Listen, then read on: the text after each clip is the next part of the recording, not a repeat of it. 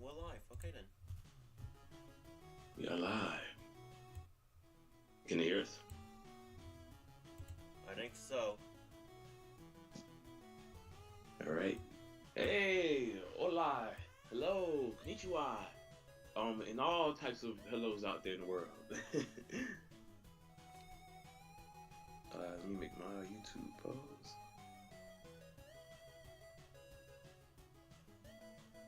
Please, Pokechat.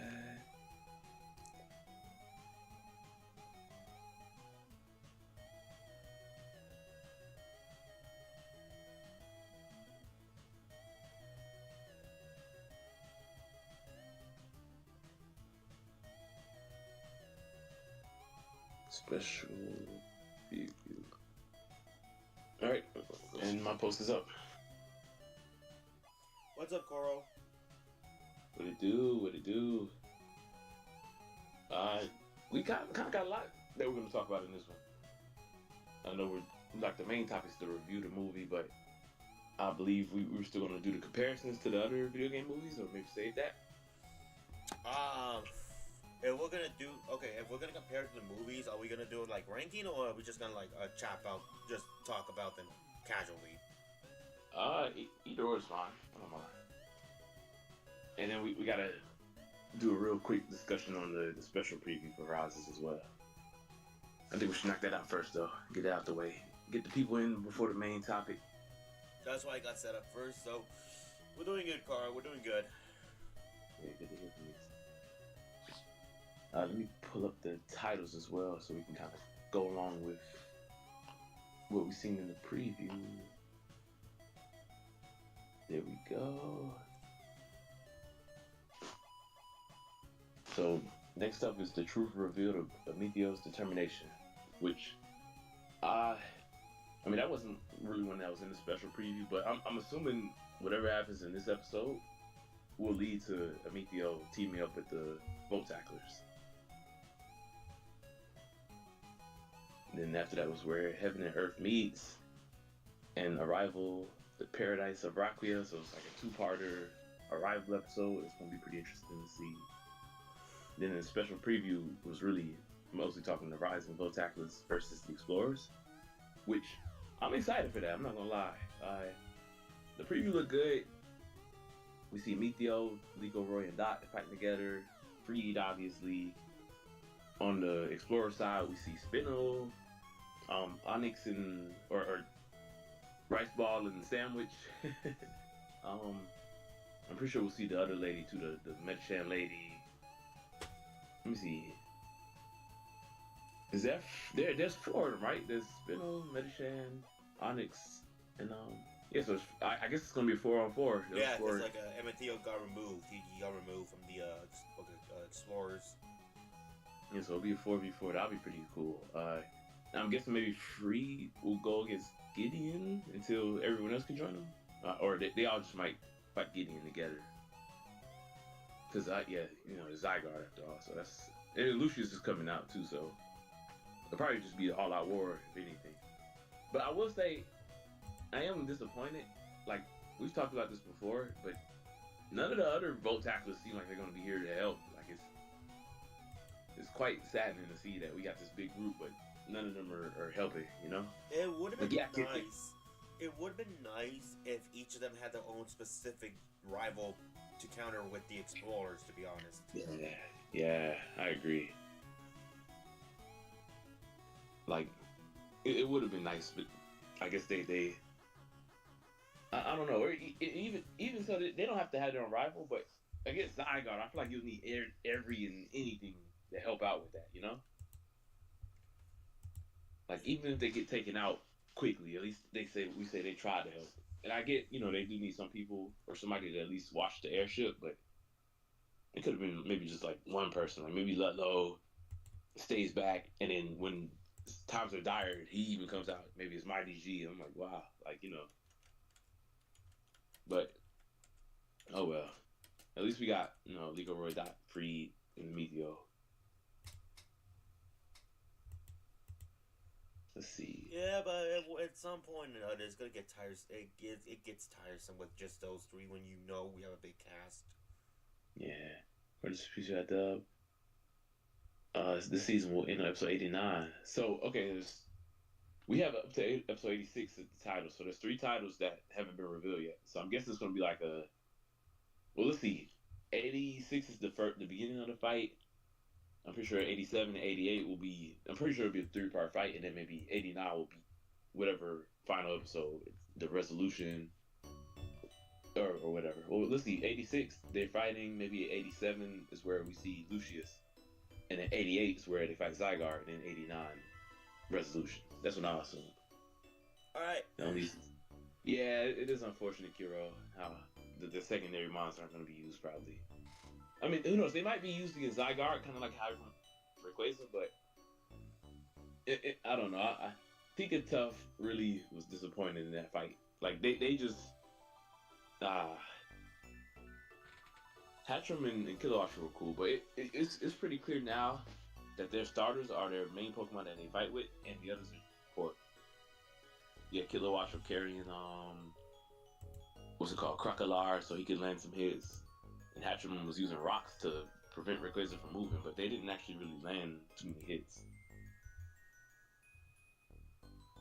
But it is what it is. Alright. We'll find into topic. So, good morning, everybody. Welcome to the Pokechat Live. Me and Trey. Say hello, Trey. What's good? We have themes to discuss today. We're going to talk about the preview for the upcoming Horizons arc, the climax. Like, that's what the speculation is, though. Yeah, like, the end is near. Like, we're coming up to the conclusion of like the World Tackler's main mission, if you will. And then we got the Sonic movie reviews, and also the comparison to the other three movies, and any other like movies we can think of from like video game media, I guess. Yeah, it really does feel like the end, especially with how they all sent their messages to their parents, and like this seems like this is it. We're about to go take on our final mission, you know? Like, which honestly, like, it could be the end. Like think about it. Horizons already isn't the traditional Pokemon series. Instead of starting in November, it started all the way in April, and you know, it's just been a lot different. But then you got to think about it. Legends ZA comes out this November. Gen 10 will probably be November 2026. We're only in February. This arc's going to end in March. We have the rest of this month from March to December, and then next year until that November. So we have at least 2 years of something that we got to have, you know? I don't see them dragging this plot out for another 2 years, but with how it's looking right now. But yeah, no, but the way things look, it looks like the ending, the main story, that just Tropico's is like storyline here. Yeah. Which, I mean, it could. Let's think about it. Horizon started in April 2023, April 2023, which means it's technically be 2 years. This April, I'm assuming this April will be the end of Tropico's story. Maybe that was a 2-year arc, and then you have a year and a couple months to knock out something else. Damn near another 2 years, so it could be a whole new storyline that lasts just 2 years. With Legends ZA coming out, though, I do wonder, would there be some type of big focus on that? Like, because it feels like they're building up to it with us having Zygarde and stuff. I did mention the theory of if they could lose as well. Like, say they do actually lose, then it can probably be expanded for quite a bit. But I just don't know. I don't really know if they're going to lose. Like, especially with Lucius here, and a lot can happen for real, honestly. By the way things are looking, it doesn't feel like they're going to lose. They have all 6 of the Lucius Pokemon, the Rayquaza, Tropicos, Free, everybody. Yeah. Like, it doesn't feel like they're gonna lose. It's gonna be a struggle, but I don't think they're gonna lose. Like, and if they do, I don't know, man. Like, you can do like a redemption arc like that. Like, it'll be dragging. It'll be dragging out at that point in time. Yeah, that's what I wish I could. Go ahead. I was reading what Kiro was saying. Hey, I'm down to get you in on a future chat, man. let's see, we're getting season 2. I hope Similar Orange Islands. So then, yeah, I see that happening too. We'll use to next. Yeah, we'll use. All right. I mean, who knows? Maybe Gideon could pop out with a full team. It's looking kind of unlikely, but it's a possibility. Could like I would like to see him actually have some of the future paradoxes, but we'll have to wait and see.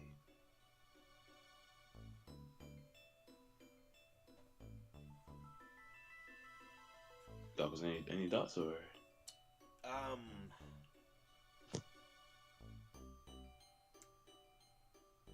At least from what we know, at least. What I want to happen is this be the conclusion to the Explorers as a whole, and let us just like absorb the fact that we beat them for the time being for like a few episodes, and then announce the next big threat, like the next villain, basically for the next arc. Right. Because that's something that like traditional animes used to do back then.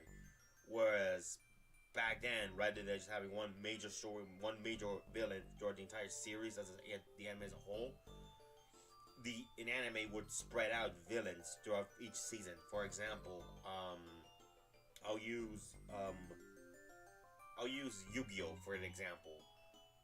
Right after we beat Pegasus, we waited like a couple of episodes, and then Kaiba announced Battle City, and that's when we get the introduction of Merrick, like the next villain. And after he was defeated, right the next episode afterwards, we jump. Well, no, actually, midway through the Battle City arc, it gets stopped for the Noah arc, basically Kaiba's stepbrother in the digital world. Then we get back to Merrick, and then after we beat Merrick, we jump into the Waking of Dragons arc with Darts. And then after Darts, I'm not gonna talk about the filler nonsense. We jump into the Bakura arc, which he was shown off in the beginning of the series as a whole, but hasn't done anything relevant till now. Oof. Well, he's done stuff in the series as of that point, but it was clear that they were saving him for the last arc. Right. You know, I'm shocked actually they didn't introduce another character, maybe to kind of tease that there would be something else. I feel like they still might. Either two things might happen. Either A, we'll get introduced to like a new character, like completely random, and then we learn like, oh, he's part of like a different organization or something like that. Or B, once they defeat Gibeon and the Explorers, we're gonna have like a kind of like a post-credit scene where we just see the aftermath and we see someone walking in the shadows. Right. There was this picture of my man's mother, Mithio's mother. Maybe that's our tease. Maybe she's there's something with that. Exactly, Carl. We're gonna have a Grand Prix arc in Horizon like the Dark Signers, because in Yu-Gi-Oh! 5Ds, I said this last night. In 5Ds, after we defeated the Dark Signers, the next episode was literally just like the start of the next arc. Like there's no there was no foreshadow, there was no like build up. No, the Make World Emperor arc just started. Like that was just it. We just started like showed off the next villains. Ah, gotcha. Yeah. Like anime's no. What's the word?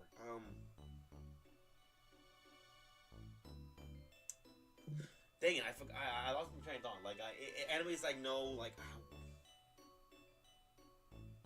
No. I'm trying to think which. I don't know. While you get your train of thought back, I will say there's still stuff that needs to happen, even though this arc is finishing. Like they've introduced Anne as a character. I'm pretty sure they're gonna have to show off Liko and Anne have a battle. Same with Roy and Nimona, since that's kind of like a thing. Like I do hope we get a tournament of some type.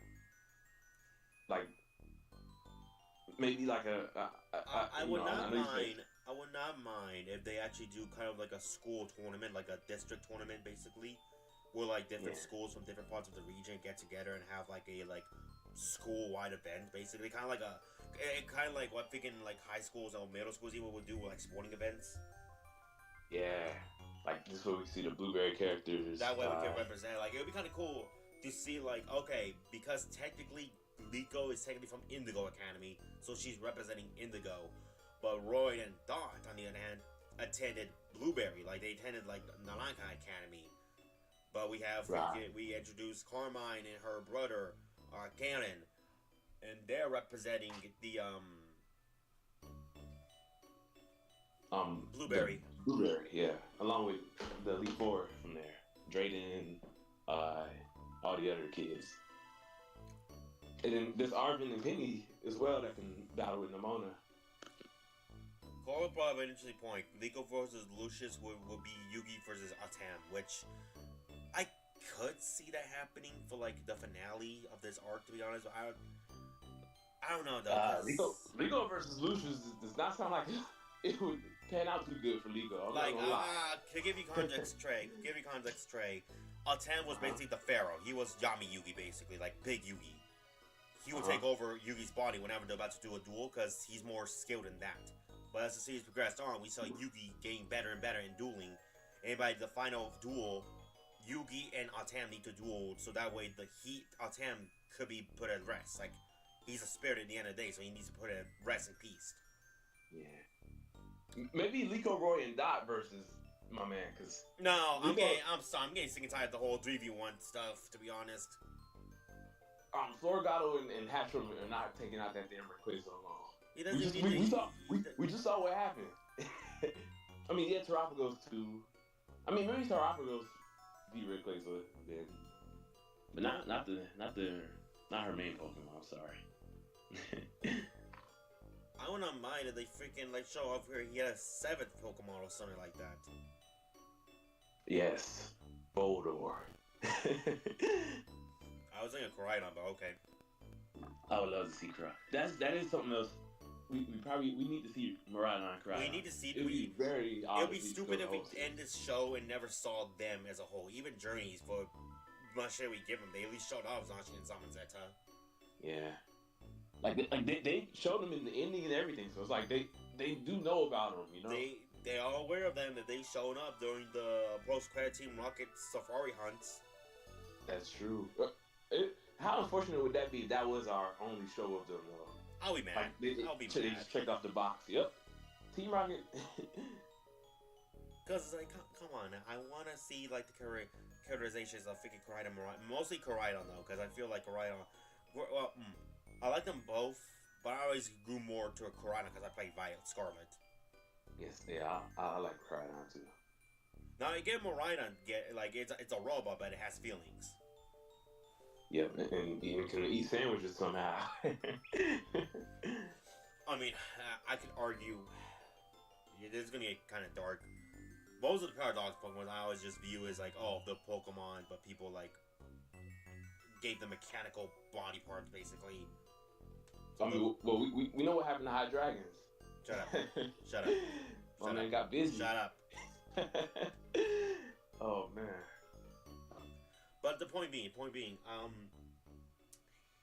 yeah, I'll be mad if the Horizons doesn't show them off properly.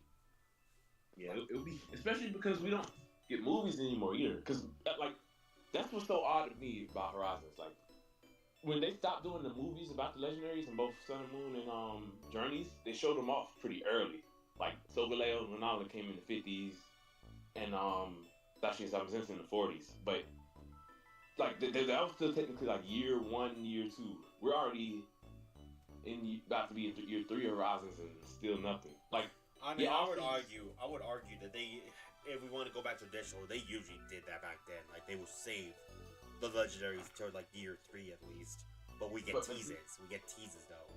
But we still see them in like a movie in year 1. You know, like we already have seen them. Oh, we still see them being full of shadow. Like freaking Zegrom showing in episode 1. That's also true. Yeah. And then Xerneas as well in the school arc. There was summer camp. Yeah. So, I mean, yeah, that's true. It just hasn't been no tease of them at all. And then, it's also, here's another thing. With Legends, I'm pretty sure that the anime will cover stuff from Legends. So it'll probably be like yeah, we know there's Zygarde, but I could see them having new like either forms or stuff that they were going to want to show off as well from Legends. Like, I don't know if it's going to be like a Mega Zygarde, so a lot of people speculating. Same for Xerneas and Evisul. Like, would they be able to tie in both the Koraidon, Miraidon stuff and Legend stuff, you think? If anything, the point is to tie them together. Yeah. It'll be interesting to see what they do.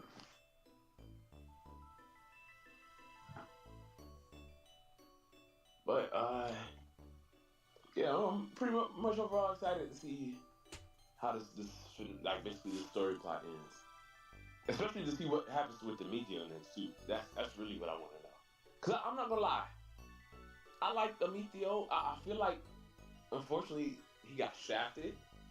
I wish we got a little bit more of him throughout the series, but you know, I hope this isn't like just the end of his character. You know, I hope they continue him as well, at least. If any of the explorers we get to see more of, I would like to see him, and maybe the sandwich and rice ball. The others can go. Spinel and Medicine Lady, yeah, they gotta go. There's no reason. Spinel, whatever her name is, I don't mind the butler, but he hasn't shown up that many times.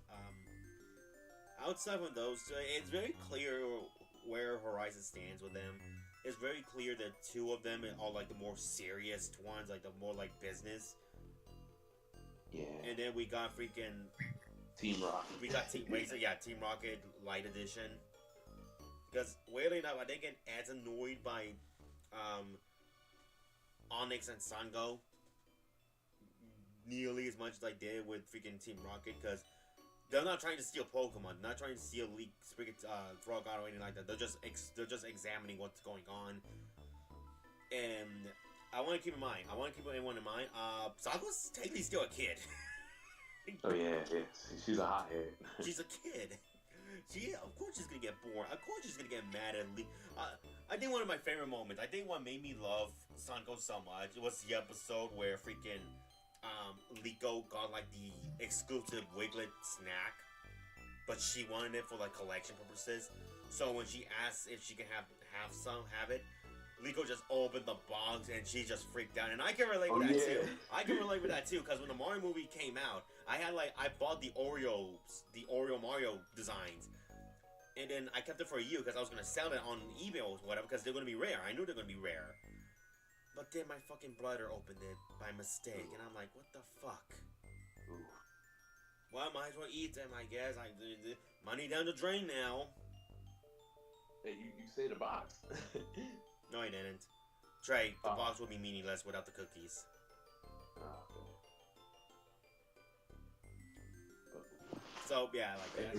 Skyrunner. I swear it dropped. Oh, gosh. Nah, that's crazy. So in with Arvin, Koraidon, similar thing. That would be interesting. Because Arvin has been shown, so we know he exists. He exists, so yeah. Yeah. But any more thoughts on Horizons, or are you ready for the main topic? I guess if anything else, I would not mind if freaking. Well, Sango and Honors, I feel like don't really need a redemption arc. I guess. I just want to see them more outside of the Explorers afterwards. Yeah, like I feel like they have a shot of coming back, kind of like how Meteor did, you know, like. I feel like a Meteor, Onyx, and Sango have a better chance of like redeeming themselves from like anti-heroes or like villains in air quotes. Speaking of which, we talk about this tournament thing. Those two will probably be in that tournament as well, since they were in school. They were in the school, so it makes sense. It would make sense. Plus, I think another moment I like of them too is like, one, I like the designs where they were like imposing a school as like students. Mm-hmm.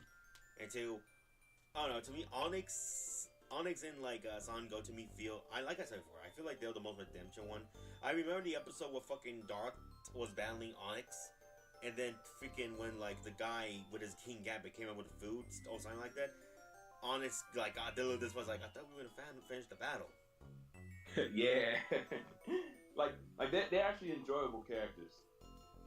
Like I don't think the original plan was for them to be as heavy focused. Like I know when the series first started, it seemed like Amethea was gonna be like the main one, but I feel like something shifted.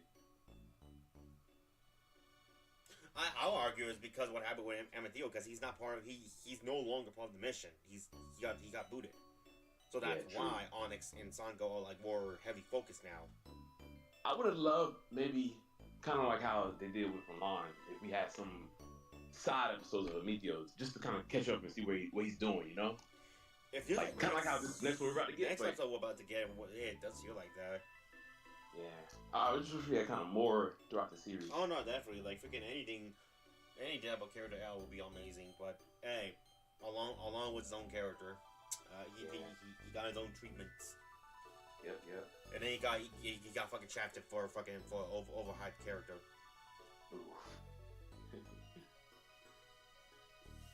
Oh, and Leon too, I guess. Wait, who's the overhyped character you talking about then? Ash. Oh, ooh. Nah, I'm just kidding. It was Leon. I hate Leon. Anyways, I feel like we've discussed enough about Horizons. So, any final thoughts about Horizons before we move on? Make a Zygarde reveal on episode 86. Let's go. Yeah, okay, I'm done. But now it's live and learn time, my friend. Hello. Let me try to find good music. Okay. Because I can't use that song, sadly, Trey. Yeah, we will be. I mean, the movie's been out for over a month now, so everybody should hopefully have seen it. But we will be talking about spoilers in the review. Oh no, don't worry. I'll put spoiler and warning in like the on top.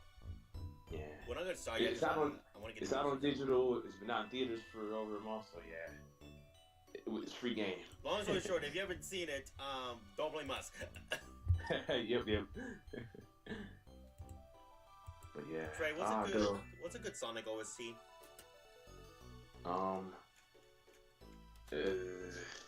That's tough. I don't really like. I know a few songs, but I don't really like listen to those two like that. Like I do it for Pokemon. Should I just play Escape from the City? That's a good one.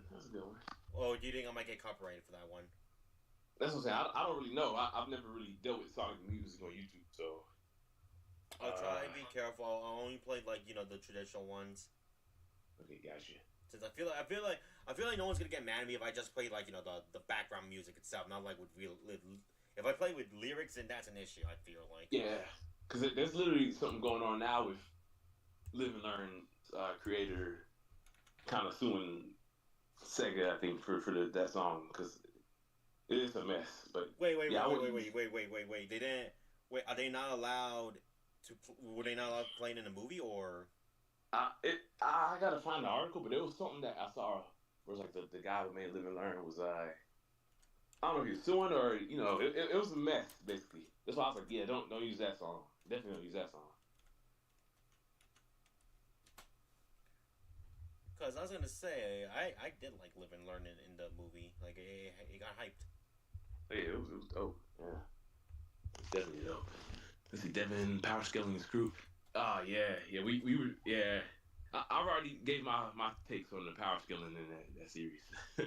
Yeah, I'm not tagging that can of worms. We discussed that. Honestly, can of worms, so. that could be its own podcast in itself, where we just rant, and then it'll lead to us ranting about journeys as well, because it's rooted in journeys. Can't we just do that already? Well, never on stream. You know what? Screw it. I'm gonna play Metal Sonic from Sonic Mania. Oh, that's somebody else we gotta talk about. Yeah, we gotta talk about the Metal Hedgehog. Yeah. Well, let's get started. Since I'll let you go first on your thoughts. All right. So, final warning. I'm gonna put this up right now.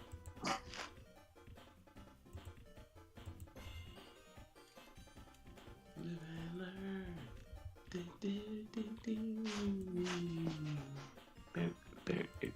Bear. There you go. Let's hear it. on, I gotta put this out. Oh, y'all good, y'all good. Oh my gosh, I hope we get a year of Silver. Okay, here's the thing. I feel like they're gonna save Year of Silver until he's gonna appear in the movie. I don't think Silver's coming in Sonic 4. I feel like Silver and Blaze need to have their own post-credit scene and their own movie. My hope is for Sonic 5 to be the Silver movie. Honestly, I think whenever they do introduce Silver 2, I feel like that I think they're gonna make a 4, 5, and 6. I think 6 maybe need to be the final Sonic movie. So it would make sense maybe for them to save Silver for Sonic 6 since Sonic 06, that'd be the perfect recapture of that. But I don't know what they can do for Sonic 5. Like what movie can they do between 4 and 5 or 4 and 6 to hold us down until we get that Silver arc? So I'm like 5 I wouldn't mind being the Silver movie and that be the kind of end of the story, but at the same time I don't know. Like there are other characters like there's Chaos, but I don't know. I wouldn't really. I don't think I'd be hyped to see a Chaos movie. Like I don't get pumped for Chaos like I would for seeing Silver, or like Amy Metal. There's the characters from Lost World, which would be kind of cool to see, I guess. But I don't know if they can hold a full movie either. I mean, they could. They are big enough characters, but like you got to think about general audiences too. Like the general audience, they know about Metal Sonic, Shadow, Silver. I don't know. I really don't know. Like it'll be tough. There is gonna be a Shadows either movie or series, which I could see them doing the Shadow, the Hedgehog, Black Noon stuff. Kind of taking stuff from both Shadow's original game and Shadow Sonic Generations, which would be pretty cool. I'm not gonna lie. Let's see. I thought I was the only Silver fan, man. I think they made a really good Silver game. Good story. I hope we do get, like, kind of like how we got Shadow Generations this year. Like, I hope we get a, they've been remastering a lot of the old Sonic games. Like, they did Colors, they did Generations, so I guess next technically would be Lost World, but I don't know. Lost World's kind of like a game that's like, fans ain't really too fond of. So if it was a Sonic X Silver Lost World, maybe they could do something crazy, but I don't really know. Troy, I got a quick question. What's up? What's the game I got for the Switch that I live streamed that one time? What was it called again? The recent Sonic game? Frontiers. Frontiers. One of my favorite. I think this probably is my favorite Sonic game. I'm not gonna lie. Despite the fact I want to get back into that game, despite me not playing for like an entire year. Yeah, man. Bro, that game had me in a chokehold. I can't wait for Frontiers 2, bro, because apparently there's gonna be like stuff with Shadow and stuff too, like based on what I've been hearing. Like that, I'm excited. Frontiers was really my first. I think this was the first time since 06 as well we got to play as Tails, Amy, and Knuckles in the game too. Cause I'm trying to think. 06 they had their own stuff. Then there's Unleashed, which was just Sonic. Then there's Colors, which is just Sonic. Generations, Sonic and Classic Sonic. Lost World and Forces of Sonic. Yeah, this is the first game since 2006 where we got to play as other characters. Like, wow. So I hope Frontiers 2 is kind of like that, where if they are bringing Shadow, hey, bring Rouge, go crazy. Omega, shit. Silver, shit, like, let's go. Are you ready for the movie review, or? Because I was listening to the song, and I'll be honest, I do not like how the song sounds, to be honest. I like it, but doesn't really feel like it fits. What song were we listening to? Like the Metal Sonic from Mania. Oof. You know what? I'll just go back to some of the old songs we just played. All right, cool. Yeah, I do hope we get the Year of Silver soon. The Year of Shadow was pretty solid. It's okay to talk about the end credit scene, guys. Or go crazy, go crazy, bro. Have at it. We're talking all things Sonic Movie 3, so I say go crazy. Cream, yeah, that's another thing too. I don't know how far or how deep they'll go into like these Sonic characters, because there's a lot. Like so far we got the main four: Sonic, Tails, Amy, Knuckles. and now with Shadow, we need Rouge. Hopefully, she'll be in the Shadow movie or whatever. All right. But like, would it? Oh, go ahead. You finish. I said, will they go far as cream and cheese and Vector, SBO, Charmy? I know we'll get Blazing Silver, but like, there's a lot of Sonic characters. Like shit. But go ahead. All right. So, final warning. If y'all haven't seen the movie yet, this is your final warning, because we are gonna talk about spoilers of everything that happened within the movie. With that said, Sonic dies. I don't think we watched the same copy of the movie. No, he did. He was hanging from the cliff, and then his brother Shadow grabbed him by the claws, and then he said, "Long live the king," tossing him out. I'm just kidding. Oh man, Sonic beat Mufasa in the domestic box office, like the whole run. Are we really surprised by that? Nah, not really.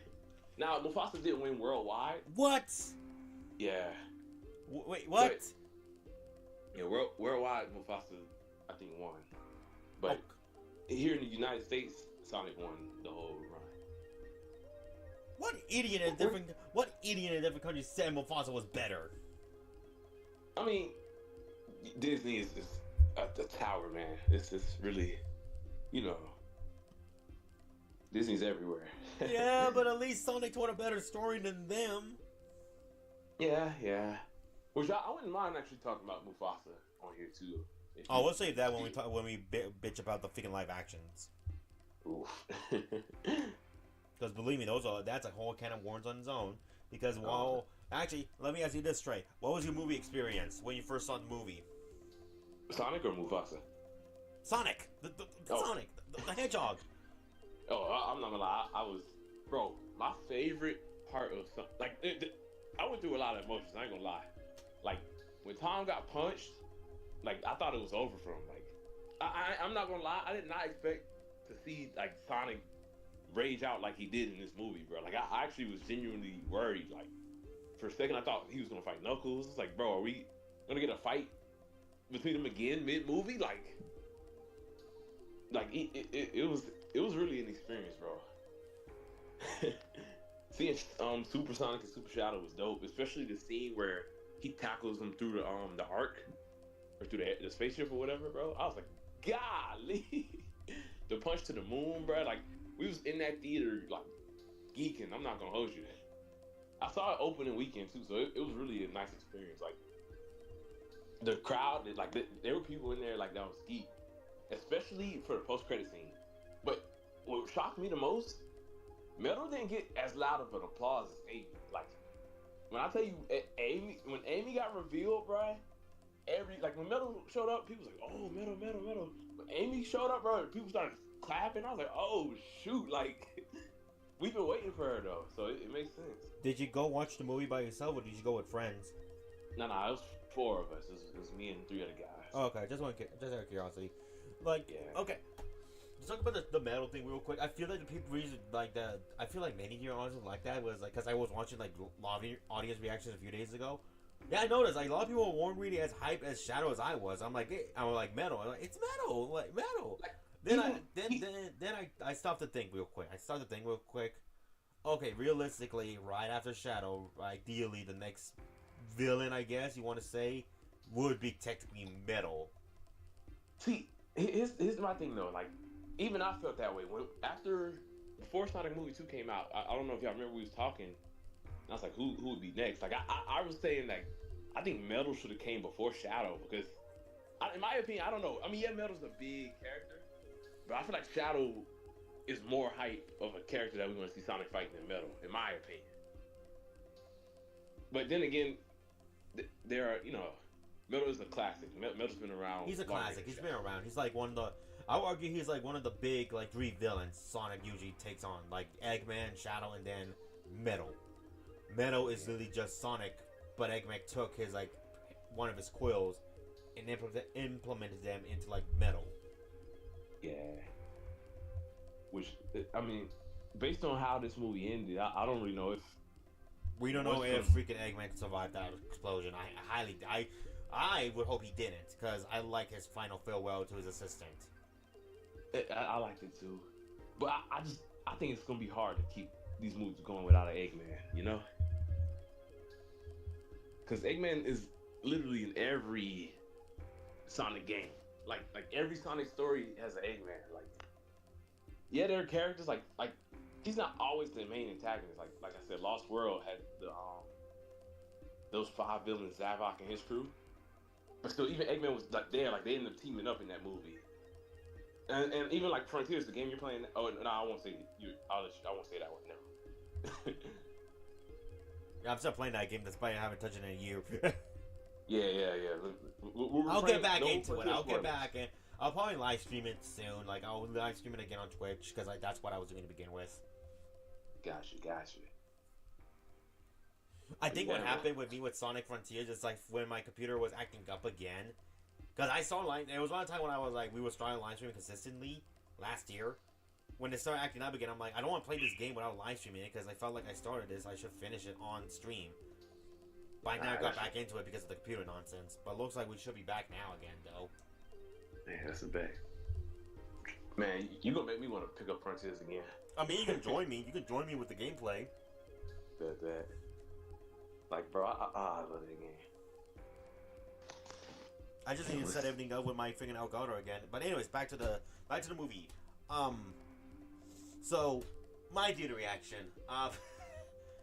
Because I saw this thing so late. When I bought the tickets at first, or when I first saw the tickets at my local theater, it was empty. Oh dang! Yeah. When I like looked it up, but then the day we went to go watch the Sonic movie itself, we actually noticed, there's actually like a few people coming in to see this movie, and I was shocked to see that because I was like, dang, like this movie's been out for like 2 months now. It's like I'm genuinely surprised to see how many people are still wanting to watch this movie. And after watching the movie, I will say this twice, mind you. I will say this confidently, and I'm gonna put it down on the hill. This to me is the best Sonic movie ever in terms of live action. See, now I think I'm the only one that's indifferent to that. I actually think 2 is the best. Like I love 3. 3 is equal. They're both up there in my opinion. But I don't know. I feel like the shift from 1 to 2 was really what made 2 feel so special.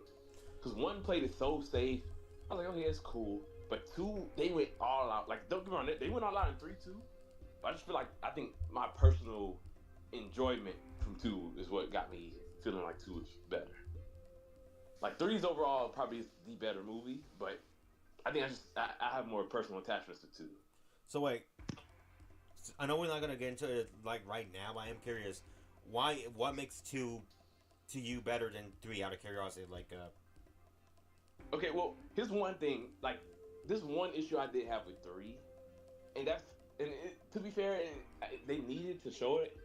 It's the shift between seeing Super Sonic and Super Shadow to then cutting to the Eggman.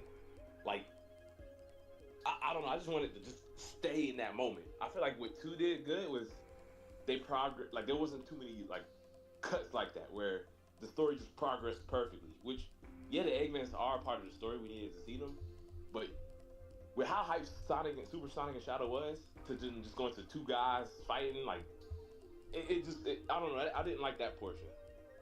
Like when we got Sonic versus Knuckles, and then we went to the Death Egg, it just like kept going, kept elevating. This one felt like we peaked with Super. Now we got to see the Eggman. Then we gotta see the Eggman do the crustacean battle. Yeah, like don't get me wrong, I did enjoy that. Like we needed to see the Eggman, but maybe if they could have did it differently. Maybe we finished the Super scenes and then we see Eggman, or we do Eggman and then Super. I don't know.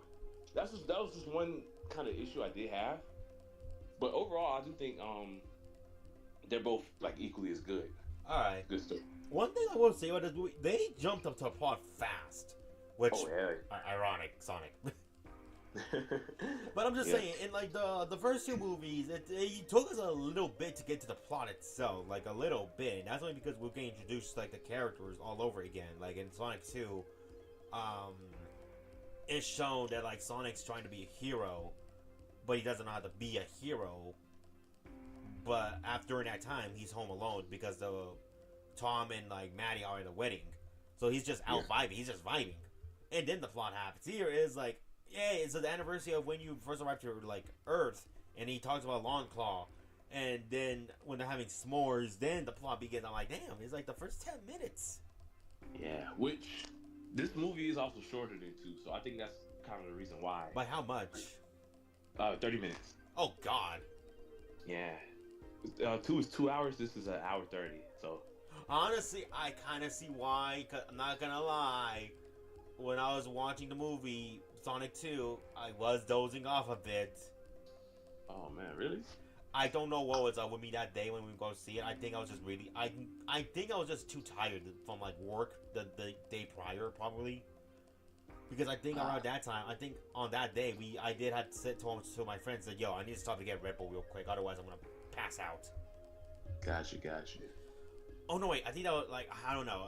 I think I was just tired and I just didn't drink anything like Red Bull, and like I had a slushie, but yeah, nothing superior. Anyways, but no, like in this one though, I was invested. I'm like, hey, Detective Pikachu. Now that I hear that again, despite the fact seeing that in trailers. Heck yeah. Which apparently they are working on a sequel to that movie. I'm assuming it's coming out for the 30th anniversary. But it's been talked about. It's been reported by the Hollywood reporters. So it's official. It's actually happening. I just feel like they're saving it for the anniversary. That Pokemon always goes big on their anniversaries.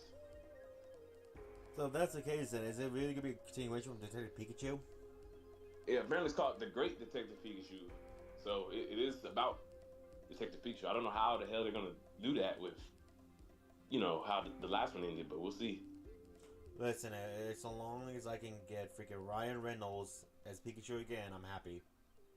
Yeah, that would be dope. And it would be cool to see more, because that was up to Gen 7? Yeah, barely Gen 7. Yeah, just Morlaw, I think. Morlaw just appeared, so now we have like Gen 8 and 9 now. And I'm pretty sure 10 too, if it'll be next year. I don't think we're gonna see Gen 10 Pokemon, because like when Detective Pikachu came out, that was around the time Gen 8 was coming out, and they didn't have too much to work with, to be honest. True. I mean, they could have just based upon like the design of the starters, but I feel like they would have wanted to stay. At least is my point of view. They want to save the Gen 8 Pokemon when Gen 8 comes out. That makes sense. It would have been kind of weird if we saw Scorbunny when we couldn't get Scorbunny yet. Yeah, that's a good point. But anyways, back to Sonic. So yeah, my theater reaction, weirdly enough, wasn't that bad, to be honest. Like, it was small compared to like other theaters, but that's what you get when you wait 2 months to go watch a movie. Which, by the way, I am so shocked that I did not get spoiled at all by this movie throughout the 2 months. Heck yeah, like Tiny got spoiled badly, but you did good. The only thing I got spoiled was like Super Shadow, and even then you said that's not that big of a surprise, to be honest. Yeah, I feel like it was expected that we were going to see Super Shadow. Yeah, but I just didn't know the context. I didn't know what the context were. True. But I think the moment I saw like Super Shadow, I was like, okay, we need to go see this movie, otherwise I'm gonna get spoiled no matter what. And my other friends wanted to see it for a while, and we had no money. Yeah, that's understandable, So yeah, like overall though,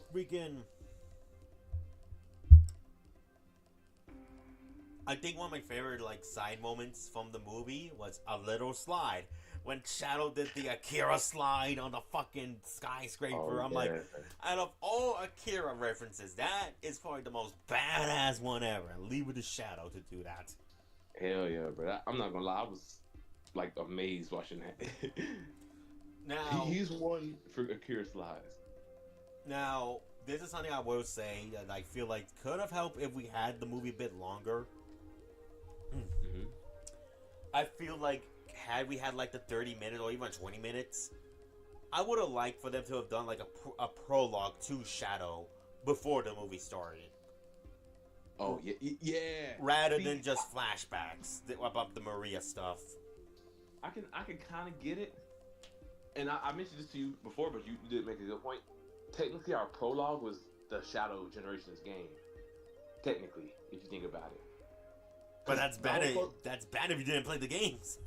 Yeah, the whole purpose of Generations is Sonic and Shadow have to relive their past, basically. Like the Time Eater destroys their world, and they have to relive their past. So Shadow goes through a story that kind of gives you that prologue. But yeah, I get what you mean. Like for casual like fans who didn't play the games, they would just kind of be going. It's just like, okay. Now, keep in mind, I know what happens. I know the story of Maria. I know what happens to her. But still, it's like I still want to see the relationship between her and Shadow, though, because when you look at Shadow, you don't think of, he was friends with a cute girl who got shot or exploded. Yeah. You just see, this the edgy Shadow, basically, or edgy hedgehog. I do feel like for what they did show in the movie, they did a good job. Oh no, they did. They definitely did. I'm just saying, it would have been nice to see like the origins of Shadow, like how he came to Earth, like how he got captured by the Maritelli, like by Gunn, and how a bit more with like Maria. Which I'm sure that will be shown in. You remember they did mention they're going to make a Shadow something, so I feel like they're maybe saving that Black Doom story. I don't know, man, because at this point in time, it's like, I get it, like, but at the same time, I was like, you kind of miss your opportunity to have done something like this when you didn't do a prologue. Like, I feel like a prologue can hit or miss to me, and I think a good example of a prologue hitting good is Mewtwo. We learn about Mewtwo's origins through the uncut version of the first movie. We learn his origins. Okay, he's a clone of Mew. That's something everyone knows by now. We don't know why he was created, though. He was created by Dr. Fuji because he was hired by Giovanni to create the ultimate Pokemon, but he had his own motives. He wanted to resurrect his dead daughter. Pretty similar to Shadow and Maria. Exactly. They both in their subconscious they both became friends, but then Mewtwo lost that friend. Yeah. Which set them on their paths of, evil. Destruction. Yeah. Which, man, as much as I love Shadow, man, this dude has trauma. He has trauma. Heck yeah, bro. Like, bad. Like, it's understandable why, he was the way he was. And Gerald, too, because Gerald isn't, like, one thing I liked about Shadow Generations, they showed Gerald before Maria died. Like, they did a good job. Like, we didn't really get to see much of Gerald pre-Maria's death in this movie. But Gerald was actually, like, a good guy. He was a good grandfather and everything. He was not evil or anything like that. He was just doing his job. Yeah. Like, he was they arrested him after his granddaughter got killed. Like, that's crazy work, And that's gonna mess you up. It's like you just witnessed your granddaughter die, and you're being hauled away to a sacred military facility with no contact with your family. So you're gonna sit there thinking to yourself, is my son gonna blame me for the death of my granddaughter? Mm-hmm. Mm-hmm. That messes you up, and man, they really not made me feel for freaking Eggman. Both of them, to be honest, in this movie. Dang, it's the line where he said, "You're no Maria." That's what got me, bro. When Gerald told Eggman that, because that hurts. Like, I get it. Eggman wanted a family. He was always orphaned and alone, so he finally got a grandfather. But all his grandfather cared about is the granddaughter he lost instead of the grandson he still has. So it's kind of like everyone is really hurt in this movie. Like, everyone is dealing with some type of trauma. Like, Gerald, I'm pretty sure Gerald, if Maria was still alive, would have been a better grandfather to Eggman. But that's all he could think of. He had so long of that on his mind. That's all he cared about. I want to tell myself he's dreaded with guilt for what happened with Maria too. Yeah. you see how him and Shadow were crying when over her dead body. Like they weren't having it. And in the context of the games, they don't really talk about Maria having an illness in the movie, but Gerald had Maria. He was trying to find a cure for Maria's illness. Like her family, they probably did hate him for this because they wanted to see Maria, but Gerald wanted to cure her. He's trying to everything he could to cure her, and unfortunately, she ended up dying. So she died by the illness, not even by the illness itself. Yeah. That's the sad for her. She died. Oh no, Deanna. No, she got shot in the head. What? Yeah, and that's another thing too. Like, this is something I want both the games and the movies to possibly show off. Because in the games, at least we just learned this year, they have a second daughter after Maria. Like, I want to know that side of Eggman's family. Like, I hope we do get to see some of that stuff.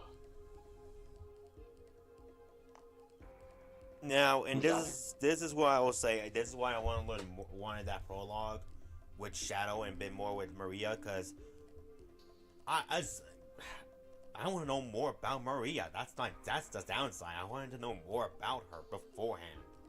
Yeah, I get it. Like, I like her. Don't get the wrong idea. I love the interaction. I love her first interaction with Shadow, which she just did like a bunny face. Yeah, that was pretty funny.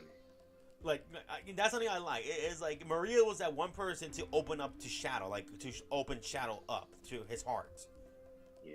To show that there is good in the world. And even Gerald, like, it's a small line.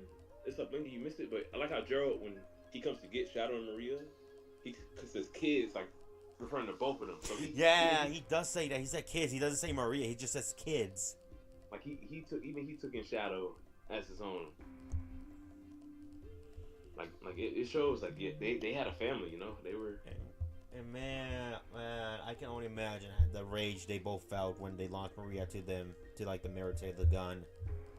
You literally saw it in the movie, like. Oh no, he wanted to kill freaking what's his name? Oh yeah, Walters. He wanted to kill him.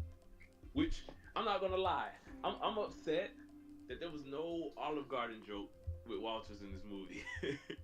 That's the one thing we were missing. I'm not like actually upset about it, but his whole gag has been like the Olive Garden guy. Literally on Twitter, people said he eats somewhere other than Olive Garden and dies at the Chow Garden. Like oh yeah, it's a garden. No. Yeah. No. Well, granted, I'm not that one for Olive Garden, to be honest. Nowadays, they got rid of so many good things I liked back then. I actually just had it yesterday. Oh my god.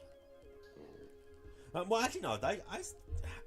I'm weird. I don't like Alfredo sauce. So last time I was there, I just asked it to put on the side because I just want to eat the pasta by itself and add a little like a hot sauce or something, like something like add a little zing to it. Got you. Because I tried the Alfredo sauce once already. And I'm not a big fan of it. I just don't like how it tastes or feels on my tongue. That's true. That's understandable. But no, like my only guess is like two things. It was a series. It was a series movie, or two. They didn't get the licensing for Olive Garden this time. Yeah, that's real.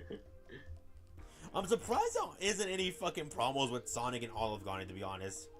Yeah, come now to get your Sonic salad only at Olive Garden. Granted, I hate to say this, Trey, Olive Garden isn't really known for like kids. Yeah.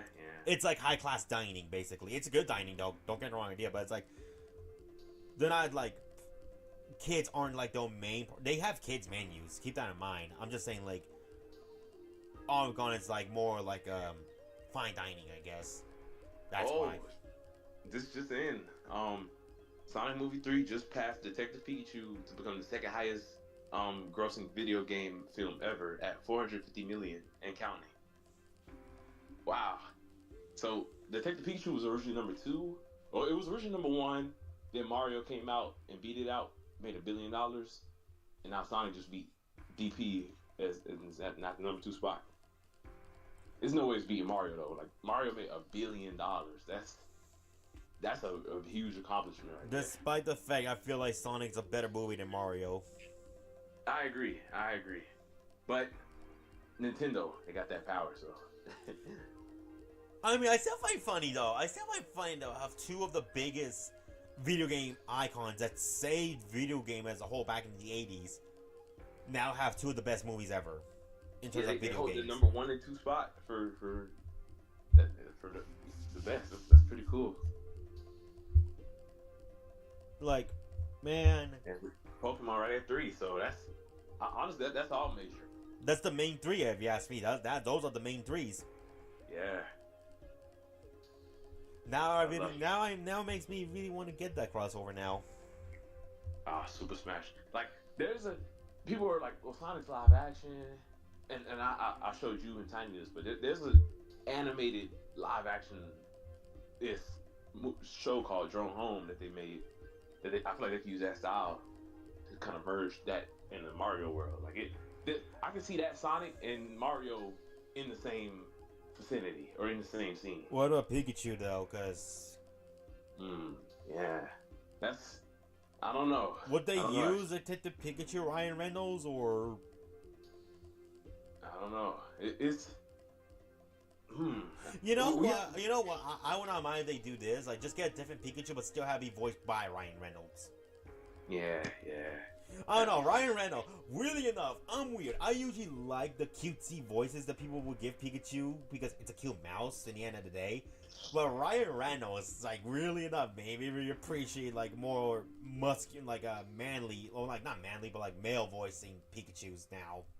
Yeah, like I remember you used to hate the one from Mystery Dungeon, but I always pictured that to be like a male Pikachu with sound. Like Ash's Pikachu, when I heard it in I Choose You, I was like, why so squeaky? It's a mouse, right? It's a mouse. Yeah. It's a cute mouse. What do you expect? Is it gonna fucking talk like freaking Dwayne Johnson? I like how we both. That's crazy. Honestly, we were in sync with that one, Goggles. That's kind of wild. Because he's like the most fucking toughest guy I know in fucking shows and movies. I'm like, you expect to fucking sound like Dwayne Johnson here. That's true. Hey, I mean, he's Maui. He is Maui. I never seen Moana though. Me neither. I heard the second one was like did really good too. Like, it was just kind of amazing how Disney was able to do that. Because originally the second one was just supposed to be a Disney Plus series, and then they re-edited it into a movie. Thank God, because I'm getting sick and tired of these stupid streaming shows. Why?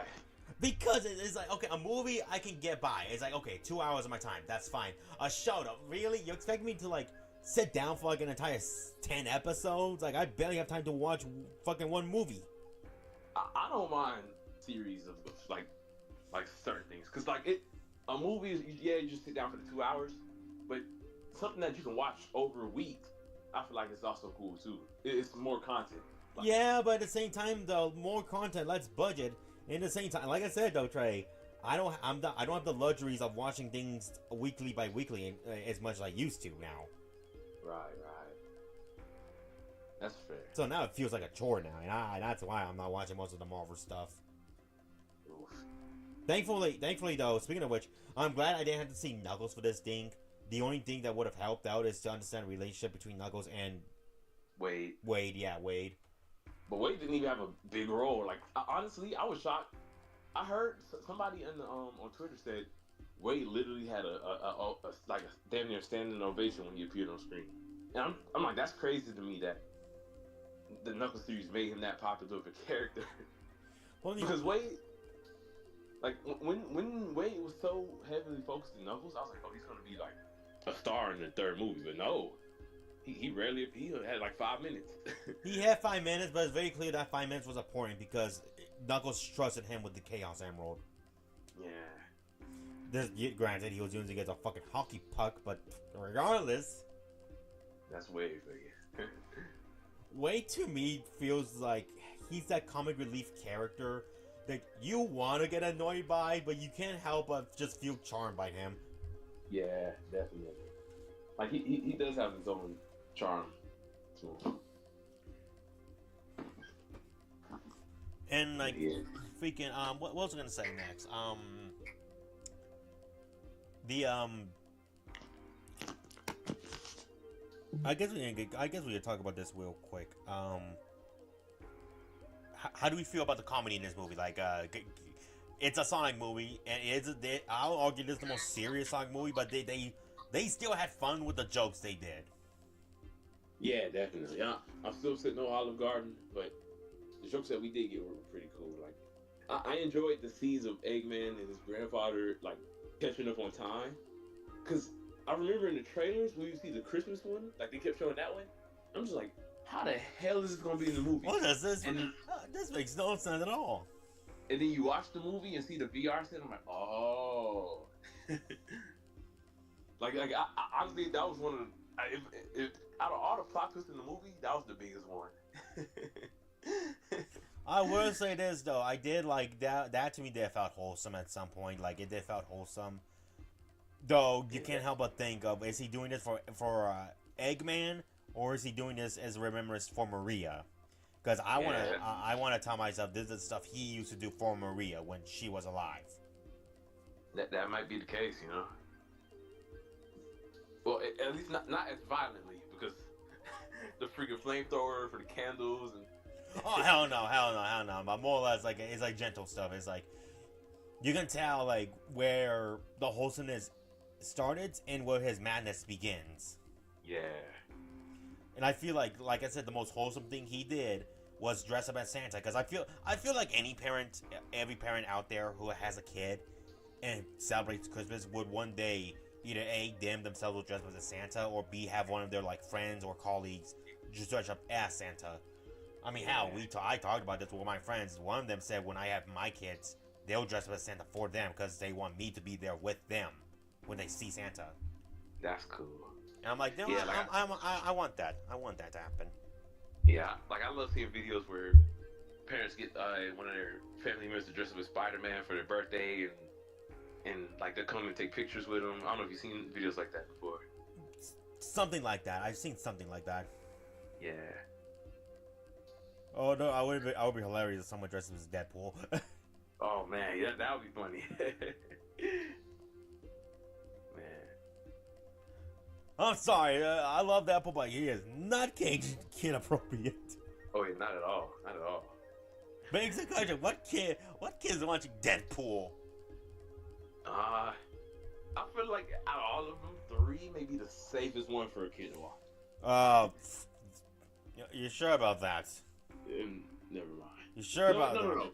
There's actually 2 is the safest, because there's an actual kid-friendly version that they made called Once Upon a Deadpool. I think it's on Disney. Like they basically made a Christmas movie out of Deadpool 2. They took Deadpool 2, they cut out a lot of the bad jokes or the really gruesome stuff, jokes. Like what about the gruesome edits, like the gruesome scenes. Not just the gruesome stuff, but like the over sexual jokes and stuff too. Like, no, that's what I'm saying. It's like they removed everything. They didn't remove everything, but basically they made a PG-13 version of Deadpool 2. Okay.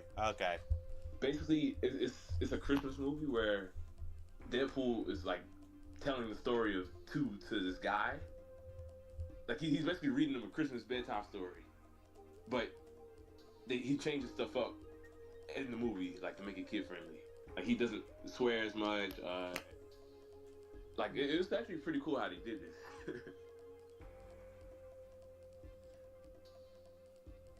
And then there's like new scenes as well, like that replace some of the vulgar ones. You know, I was talking about Deadpool, made me remember something. The Sonic movies, fucking dancing with the Robotniks. Oh yeah, my finger is on the button. Push the button. Freaking, I think Tiny said it the best. You could put any music you want in that movie, and it will work. Literally, including bye bye bye da da da da da. Literally, I saw a tweet that said which one was better, and they had Bye Bye Bye or the Eggman Dance, because like those were the 2 big things of 2024. in terms of like dances The and songs. dance moment, like a dance scene. Heck yeah, I'm sorry, but I love the Eggman. Bye Bye Bye. I feel like was a staple. it was like honestly. You saw everyone doing it on the streets, everyone, TikTok, Twitter, everywhere. Even I was gonna do it at one point. Oh wow. And honestly, the intro to that movie was just great, bro. Like it was cool. I feel like because it was the intro to the movie, it hit more. It hit more because like they did like cool things, like they put like the names of like the people in the movie and everything. With the robotics, it's just a weird dance, but it's still a funny dance regardless. Heck yeah. Though, if you ask me, though, I still argued like the first Sonic movie's dance montage was still better. Oh, Eggman dancing? Yeah, the Eggman dance. Because yeah. My favorite scene was like he was pretending to be chased with a fucking dinosaur. I like the first dance too, Eggman. So yeah, like is there anything else we want to talk about before we get into like the big thing with Sonic 3? Let's talk about the credit scene. What do you think, or is that what you were referring to? No, I was referring to like the climax, like the big fight. Oh, okay. Yeah, let's go to the climax. Yeah, we'll say the credit scene for after the climax. Okay, before we get into that, we talked about it before. Knuckles and Sonic were about to go ham, but they were about to throw down. Yeah, and I'm not gonna lie, I don't think Sonic was gonna win that fight.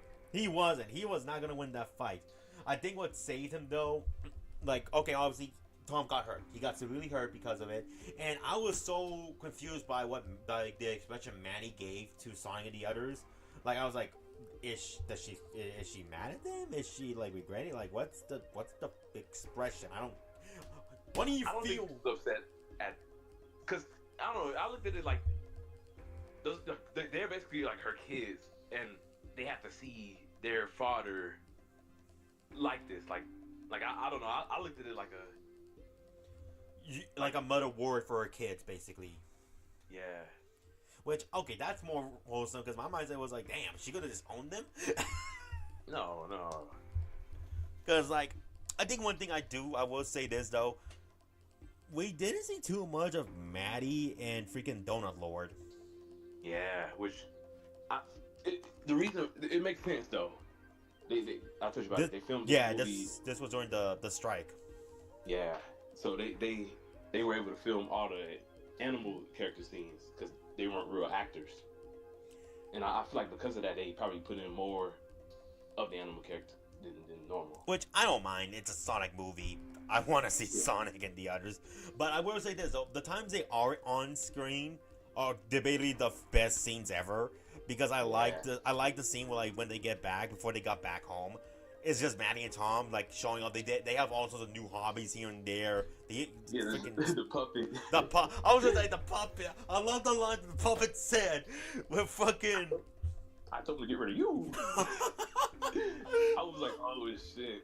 Oh, no. And then he goes back and said, oh, goes like, we're going in blind. And she just gives him the good, yep, you're sleeping with the dog tonight. Yeah. I also liked how they included Rachel and Randall, Maddie's sister, and her husband. Like, because it technically wasn't them, but, I mean, it was their actors. It was the actors themselves, though, and I liked that. I did like that. Yeah, and they kept their, like, I don't know, Rachel was, in my opinion, one of the funniest parts of these movies. Like, oh, no, because, like, fucking... I remember we talked about. I think we saw people said this long ago. Freaking Rachel is supposed to be the more realistic person in the Sonic movies. Yeah, like everyone else is like okay. Chill with this, but Rachel's the one freaking out and everything. People thought Maddie was gonna be like the freak out wife. No, it's Maddie, and I love it. Yeah, like I love how she's like, oh gosh, there's two of them now. When Tails appeared.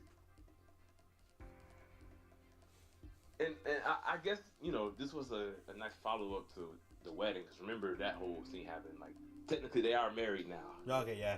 Which, I'll get into a little theory what's going to happen in movie 4 later when we get to that moment. But, I did like... One thing I do like from this movie, the amount of Easter eggs we got from this movie.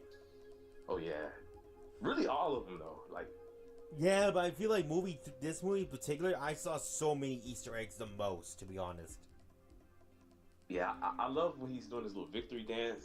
They play the victory like theme as well. No, Yeah. that's fucking nuts. But you know the song. He did like and I like that how like the fucking sign spin and everything. Oh yeah, and Sonic and Shadow did the infamous pose, which is our thumbnail, but in super form. They did the pose. I really wish they could have done the I found you faker type deal when they like. But granted, I don't think it would have fit with the tone of the movie.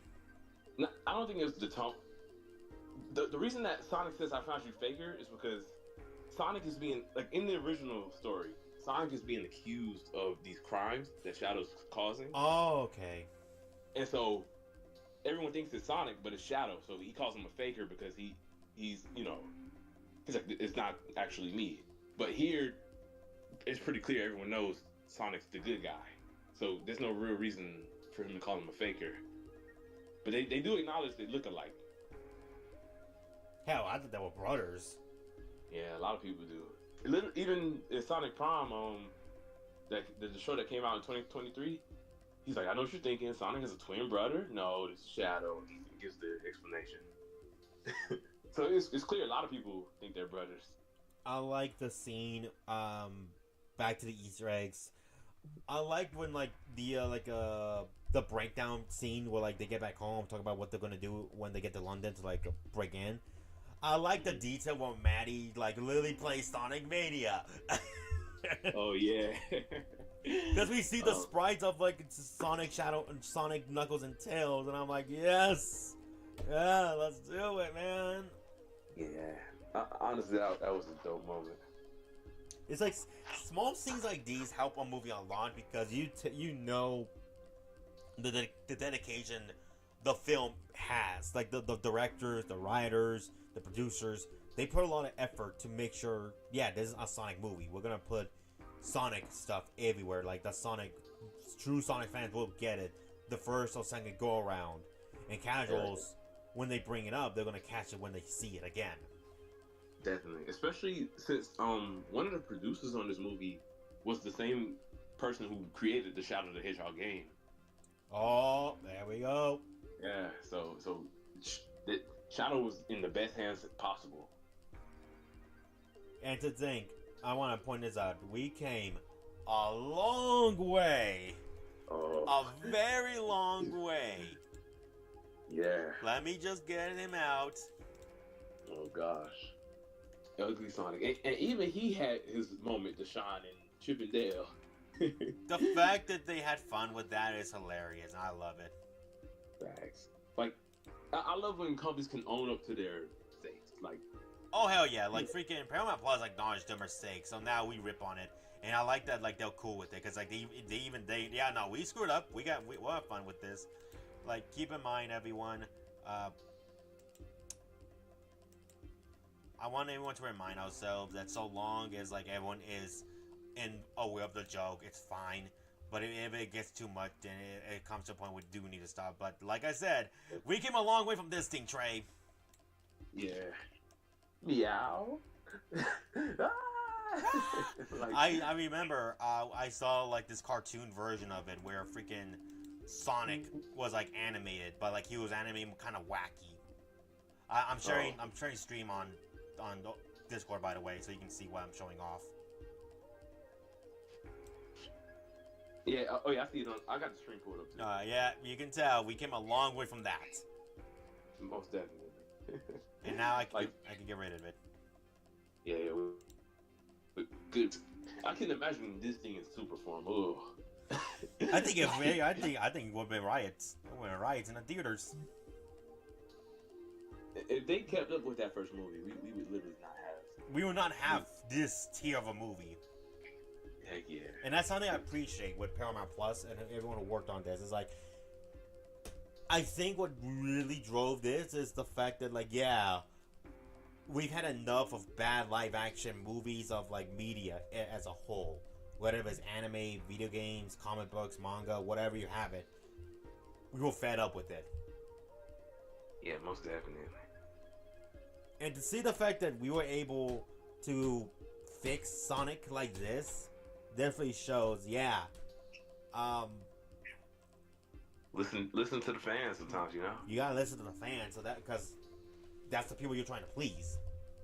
And even though Mufasa wasn't as expressive as Sonic is, I'll even say that I feel like they learned from Sonic.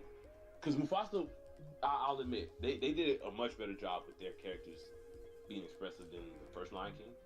It's still not perfect. Like I would still rather it be more expressive, but I'll say they did good. They did a good job stepping it up for Mufasa. And I feel like we probably wouldn't have that if Sonic didn't happen. Like, because it's clear Disney sees the power that Sonic has right now. Like Disney sees they lost to this guy. Like they see what Sonic can do. So. Oh yeah, take that L. Take that L, Disney. You deserve it. Yeah. But man. And now, aren't they trying to get the rights now? And I'm like, good luck with that shit. There's no way they're gonna give it to you guys. Yeah. There's no deal in the world that can make them give up. Cause Sonic, all 3 movies together have made $1 billion. Like, yeah, they're not giving that up. Especially with like now they have Shadow. Like, you got Shadow, you got Metal Sonic, you got Amy. Shadow is literally the second most popular character in the franchise. Like, that a Shadow the Hedgehog movie will probably be just as good on his own. Like they could. Shadow's a character. Knuckles getting a series, cool.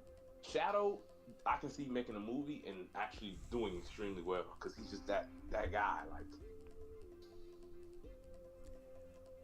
one thing I will say this about the movie real quick. I like the progression that Knuckles have from movie 2 to this movie now. Same. Knuckles. I just feel like Knuckles in the movie is the best adaptation. I'm not gonna lie to you. Like, better than Boom is a parody. Boom is a different reality. Boom That's Knuckles a different Knuckles altogether now. That's a different Knuckles. Yeah, he's just stupid. But Game Knuckles he can get kind of bland sometimes. I'm not gonna lie. Like Knuckles in the movie, I feel like is the best of both. He's not overly serious, and he's not overly dumb. He's the perfect blend. He's literally like a warrior put into like fucking slice of life, and I love it. Yeah, Knuckles is like he's the perfect adaptation, and I'll say even Tails had a better like step up in this movie compared to the second one. Because one thing I didn't like about Sonic 2 was Tails always saying only Sonic the Hedgehog would do. Like he was acting like a fanboy at that point. He was overly blazing him, but there was none of that in this movie. Tails was like just as important as all of them. Like, yeah, I'd say Tails and Knuckles definitely had a better step up in this movie. I like the fact that like freaking like when Knuckles and Sonic were about to fight, Knuckles knew that he has to trust in Sonic despite his decision, but he is gonna regret his decision. Yeah, because he could have beat him up, but that would not prove anything. That would have just made matters worse. But nah, I love Knuckles' progression as well. Knuckles is really the third MVP of this movie. I like the line he says is like when he meets Shadow, he's like, he's more superior to the Hedgehog I recently fought. And Sonic's like, I'm right here, dude. I don't know if you peep, but when he says that too, he also looks at Sonic. like a quick second. like he was throwing all shades. He was throwing them shades, man. He did not give a damn. Yeah, Knuckles is great, man. Knuckles was just like, oh no, yeah, man, he's as better as the Hedgehog I fought last time. You looking at me? Nah, that was a good moment. Now, I think now we can get into debatably the closest thing we're gonna get to a Dragon Ball Z fight live action. Yep, let's do it. Cause oh my god, when I saw this fight, Trey, you wanna know what this fight made me think of? Goku versus Vegeta? Yes, actually, Goku versus Vegeta. Majin Vegeta. Because, oh my god, man, this fuck, man. God, that the volcanoes, the fucking lightning, the fucking them going so fast. Man, I agree with what you said, Trey. Why the fuck did we have to come back to the Robotnik? I don't give a. You feel me? Let me see this fight. This is equivalent, like fucking. It reminds me of fucking like any time during our fight in Dragon Ball Z, they had to cut back to some stupid filler nonsense with Roshi being a pervert or something. Or even in Pokemon sometimes, like I hate when they used to do that. Like, I hate when fucking Team Rocket would like intervene with like the league or anything like that. Cause like get back to the fights. I don't care. or like I know, like I mentioned, we talked about this before. Like I don't dislike Silent as much as I used to, but I used to hate when they used to do the connoisseur and stuff during fights. Like that used to be one of my. That's kind of the reason why. Because that breaks the immersion at that point. That breaks the immersion. Yeah, but I've grown up now. I appreciate Silent now more. But still, like even the Eggman stuff like that, I just wanted to stay with the supers. When they cut, like it was like no, but like I get it. We need to see the Eggman. We need to see them fucking their conflict. But at the same time, it's like you're showing us one of the most epic fights in movie history or video game history. And you mean to tell me we guys cut back to just to like fill in someone's fetish of fucking giant hands spanking ass? Bro, I am not gonna lie. That scene had us all crying though. I was like, what? I did not expect that at all, bro. Oh my gosh, that was funny. Man, it's like fucking like no Sonic was he wanted Shadow dead. He wanted to go ham, and Shadow had enough of this hedgehog. They were going, oh my god, the scene with them by the fucking pillars and fucking Sonic giving that big punch and them lying on the moon and freaking turning back and having that one moment where they talk about they lost one another. Fucking Maria and Longclaw, or I think her name's Longclaw, right? Yeah, Longclaw. Yeah, I'm like, all that was so great. Bro, literally, even the beginning of the fight had me hyped. Like the scene where you see Super Sonic flying up from the Earth, and they're like, "Is that a missile?" And then you see Sonic like take off, and they show him cut through the actual ship. I was like, God! Like I literally shouted when that happened, bro. Like that scene alone was probably the coolest thing. I probably could have passed out after seeing that scene. I'm not gonna lie. That was such a dope way to start their fight. Like, and this is where I would argue we should have had the 30 extra minutes. Because I felt like the fight could have lasted a bit longer, man. Why couldn't it last longer? No, I agree. We had to cut back to Robotniks being fucking praying mantises and scorpions.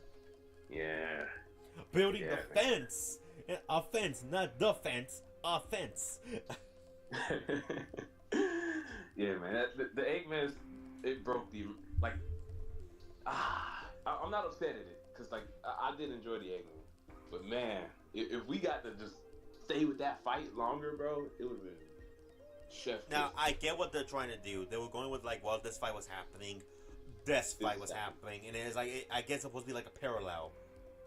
Yeah, because Sonic and Eggman and Shadow and Gerald, you know. Yeah, Gerald Robotnik. Like it's supposed to be like those two are like fighting one part with each other. But now, after like they have that talk on the moon, them realizing Shadow realizing his mistakes and knowing that this would not, no matter how he felt, he knew full well Maria would not have won all this like war, all this bloodshed.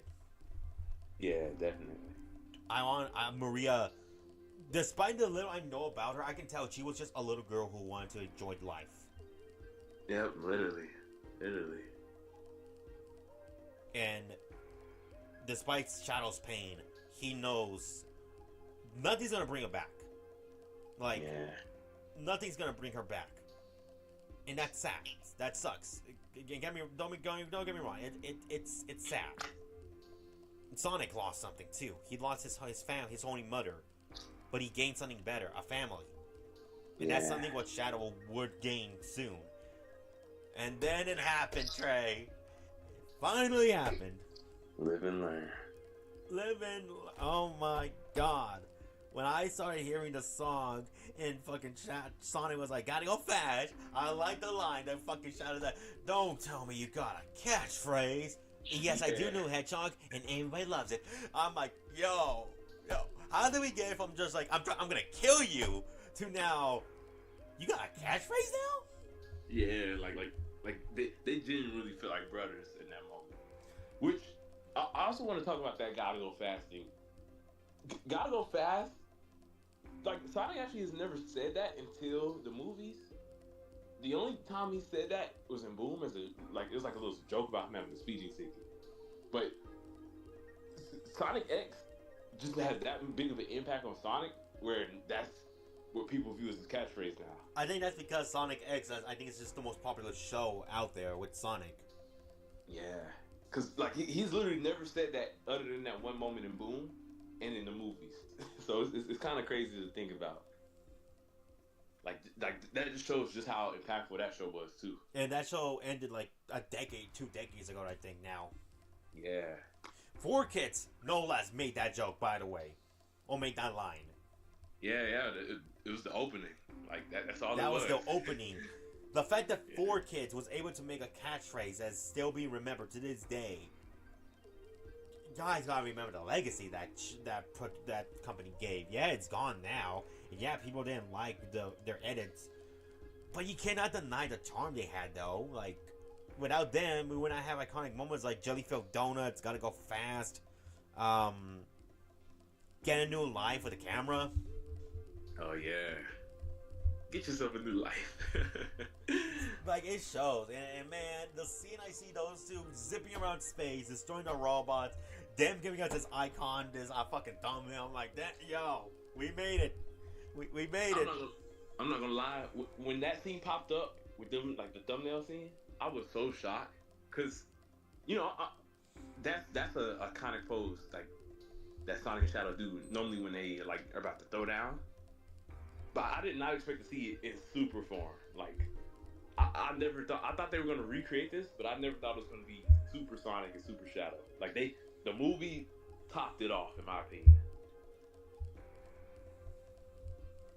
Cause I know I've seen shoot pictures of the other times they've You done sent it. That's how I got this image, and yeah, I've seen it. But now it's in Super. I feel like this moment right here fits so good, though.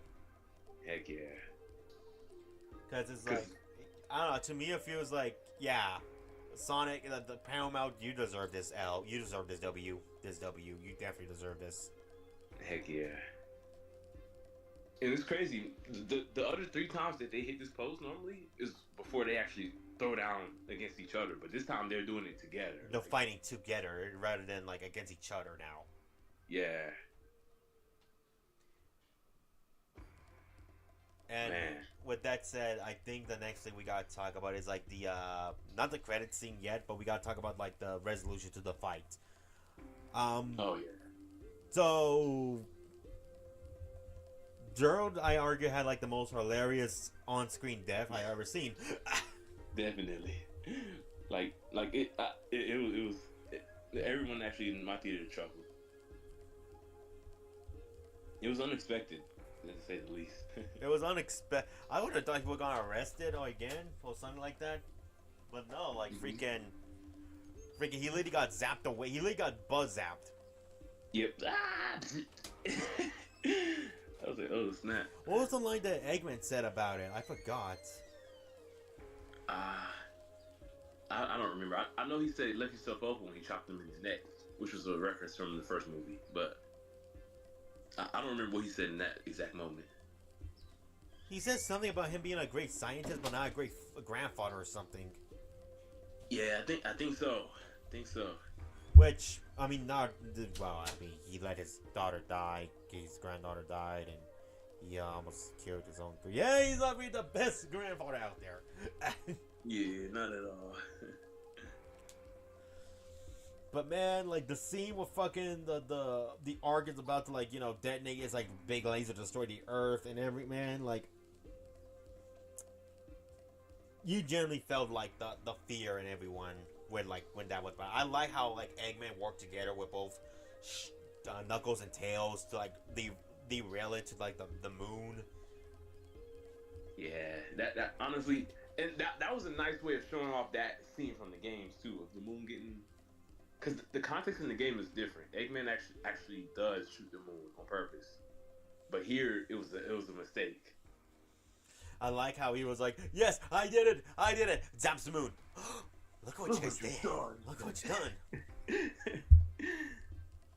Yeah, that was pretty funny. And you would think that would be the end of it. Like, yes, we did it. We stopped Jero and everything. No. Fucking the Ark is about to explode, and because of the radiation, it will destroy the Earth's ecosystem and everything. Yeah. I don't know. I don't know how to feel about that, to be honest. How come? Because it felt to me, I don't know. To me, it just felt so last minute. It's like, oh, now it's about to explode. What? We just got done with the big threads, the laser. Now you mean to tell me this thing's gonna explode? It felt like a by the way moment, but I get why it had to happen. Here's something interesting. There was an original, like, some of the concept art for this movie's been coming out, and the original plan for this movie, the Ark was actually supposed to destroy the Earth, or at least hit the Earth. But what would have happened was, instead of Shadow pushing the Ark or it exploded, Shadow would have pushed the Ark so fast that they would time travel, and before it even happens, and like Shadow and Eggman would have just been out of time. Like they would have been. Basically, would have been pushing the Ark. It would have been like Superman. I don't know if you've seen that Superman movie where he. Yeah, I saw where he spun around the Earth so fast he rewind time. Yeah, that I think that was the original concept that they had, and then Shadow and Eggman would have just disappeared in time, which that would have explained the original story for Metal too. Basically, I guess they would have went back in time, and then Eggman would have created Metal in the past, and the future would change to become like an Eggman ruled future with Metal. But obviously that's not the story that they're going with now anymore. Now, I will say this though. Despite that little nitpick I have with it feeling like, oh, we have a secondary threat now, or like a third area, I guess you want to say. Mm-hmm. I did like the fact that both Shadow and Sonic worked together to derail it and try to push it back. Mostly Shadow though, because I think didn't Sonic like pass out during the laser fight? Yeah, he wasn't strong enough. He wasn't strong enough, so he passed out. So Shadow had to do it on his own, and then Knuckles and Tails had to leave because it was about to explode any minute now. I did like the scene where Robotnik Eggman gave his final salute to his like assistant. Yeah. Because honestly, throughout the movie, my mindset was like going in this. They were talking about like how the assistant and Eggman's relationship is, and like how he assumed Tails was Sonic's assistant, but not. It's like, no, we're friends. Aren't you friends with Eggman? And that made me got him to thinking and everything like that. I thought the movie was gonna be like, he realizes how Eggman's been treating him all these years, and now he's gonna like turn his back and betray him to help the greater good. No, dude was like dedicated to him no matter what. Yeah, and it proved that he was a genuine friend at the end. You know, he was a genuine friend. Because I like what he said in his final line before they exploded. He talked about how he loved his lattes and the way he makes them. In the same way, those are the same lines he said in the first movie when he got him the lattes. Oh yeah, I love the way you make them. Yep. Yeah, but in the way he says back then, it was like more aggressive. He was like, he's more somber. It's like, I love the way you make them. Yeah, there were a lot of Eggman references to the previous movies as well. Like I mentioned, the left yourself open, him doing the robot thing, the zzz, like there were actually a lot of references to the previous movies, along with just Sonic games all together.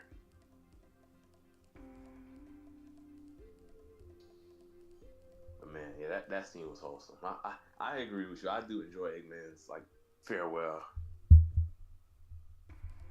And one thing I will say is, I was at one hand I was kind of relieved, but at the same time I would have been interested. The final scene with like Sonic, Tails, and Knuckles come back to Earth, and like he apologizing to everyone, and Knuckles like accepting the apology. My mindset was like when because like, they took a brief pause for that moment. Like they took a pause because it was like a where he won't he, where Knuckles fist bump or won't he. Yeah. I thought it was gonna be all like Knuckles doesn't trust Sonic anymore, so now he goes on his own now. That would have been crazy, but Like as oh damn, Sonic, you messed up now, so now you gotta regain his trust in the next movie. I feel like it shows Knuckles' maturity though. Yeah, fair. And to be fair, I didn't mind it though. It does show his maturity. He accepted the apology, and then they go back camping, and then post-credit scene happens. Which, but before you get into that, I just want to talk about the two game lines that they actually did say in the movie, because you mentioned that scene. The moment where Knuckles says Team Sonic and Sonic says, "How about just Team?" is a reference from the Sonic Boom game, because they the same two characters and all. Like Knuckles says, "Another one for Team Sonic" at the end of their adventure, and Sonic's like, "How about just Team?" And then the one where they fall out the helicopter, where Sonic's talking about some no movies and refreshments, we're out of here. Is the line that he says in the beginning of Sonic Adventure, also jumping out of a helicopter. So those were really cool too. So many Easter eggs in this movie, and I guarantee you we're probably missing a few more. Oh, definitely. But you're not now to the credit scene. Oh boy. For one, when I first saw it, I was like, there are multiple medals, but now I see there's one true medal and then there's copies. This is something I noticed that you brought up to me when we watched this movie right after I saw the third one. When Sonic called out the middle Sonic being a fake or whatever, it got mad. Like it really took offense to that line. Yeah. Which that's something I wonder. Do you think Metal will talk or no? Because there's iterations where he does and there's iterations where he doesn't. I don't think. Here's my mindset. I don't think he'll talk until like the climax of his movie, at least. Yeah, like he's a silent villain for the most part, but when he does speak, it's like, oh shit! Like it's a crazy line that everyone is shocked about. Like that, I think that would be cool. This is just my little theory. This is just my theory. I feel like what's gonna happen with Sonic, Metal Sonic, at least. I feel like what's gonna happen is like he's gonna want to kill Sonic for reasons unknown. But as he starts seeing like the nature and beauty, like he's gonna basically they're gonna pull Android 16 from Dragon Ball Z. Here's the thing though, I don't think Metal should have a by the end of the movie. I don't think Metal should live. If he like, oh no, Trey, yo, apply the 816 live. Oh, okay. What I'm saying is either they make him good and he dies, or he stays a villain, like and dies. No, like stays a villain and maybe even returns in the future. Like I don't see there's a way out of this where Metal joins the group. Out of curiosity, isn't there like another form of Metal Sonic, like a more like a tougher form of him, or am I thinking wrong? Yeah, Neo Metal Sonic. Okay, yeah, Neo Metal Sonic, which is basically Super Metal, if you want to take it that way. So what's with franchises just putting super in front of the name and that's it? What the? Who does that, Trey? Who does that? His name isn't Super. It's Neo. I'm just saying it's the equivalent to what Super. I'm just saying. Who in the right mind said, "Yeah, let's just put Super in front of insert name here and call it a day"? Who does that? Goku? Am I? Oh wait. Oof. But nah, like honestly though, I would not mind that. I was shocked when I saw Metal Sonic because I didn't knew what was the next thing to happen afterwards. I was like, okay, so what's next? What's gonna be next? I kind of expected it. Like, I was like, I would have preferred Silver still, but honestly, I'm okay with them holding off on Silver. Like, I feel like they need the full Team Sonic. Like, now that we have Amy, now that we have the full team. Now we can probably get into that, and then maybe not just that. We needed the full Team Sonic and we need the full Team Dark. So Shadow Students, Rouge, and possibly Omega. I don't know if they'll actually go through them. I mean, they probably will. But that's the whole thing with Silver. Is like there's 3 stories in Sonic 06. There's Sonic story, there's Shadow story, and there's Silver story. So I feel like all 3 of their groups need to be fully formed before we get there. Because everyone kind of plays a role, like, And speaking of Amy's interesting. Like, we know most of these characters are aliens, and like we've seen when they came, but Amy looks like she's already been here. Like, she knew about the Metal Sonics. Like, I do wonder, are they gonna? Here's my predictions. The movie ends and begins, or at least the end of the movie and the post-credit scene, it looks like it's a straight transition where, boom, Sonic and them are racing, and then this is the end of their race. But honestly, I think this could be just a whole separate race altogether. Like, as we saw in the beginning of the movie, they were racing as well. Like, who's not to say some time has actually passed and it's just a race like a year later or something. Because I was gonna say, like, in the movie, they start the race like still daylight out, and then it ends at night. Which, I mean, that does track because they go from Oklahoma to New York, which is 3-hour difference. So it would be nighttime at New York. But at the same time, I'm saying though, like Sonic, for lack of better judgment, knows his direction. So I don't know how he got lost. Yeah. So I'm saying I agree with you. I feel like this is a different race they're having. Yeah, I hope so. I hope this way, like, because the way that this ended and begins, if this is the same race, you can't really do another in-between series like with Knuckles. I mean, you could do something for Shadow and just not show any of the Sonic characters, but still, like, I don't want this to be a boom. Like, I'd rather it be another race altogether. Yeah, I want to be like a nice transition. And with that said, though, so almost no one saw the second post-credit scene, right? Ooh. Yeah, that's why I sent that tweet yesterday. That means when they announce that Shadow series, 2D's gonna have even A, people are like, wait, what? And people are like, oh, it's a fucking prequel.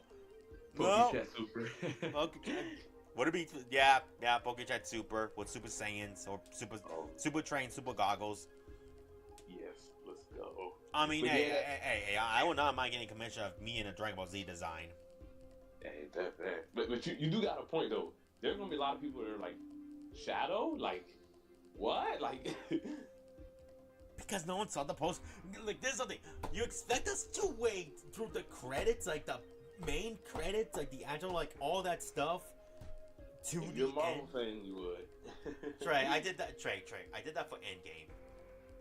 Oh yeah, that was different. That's a little different.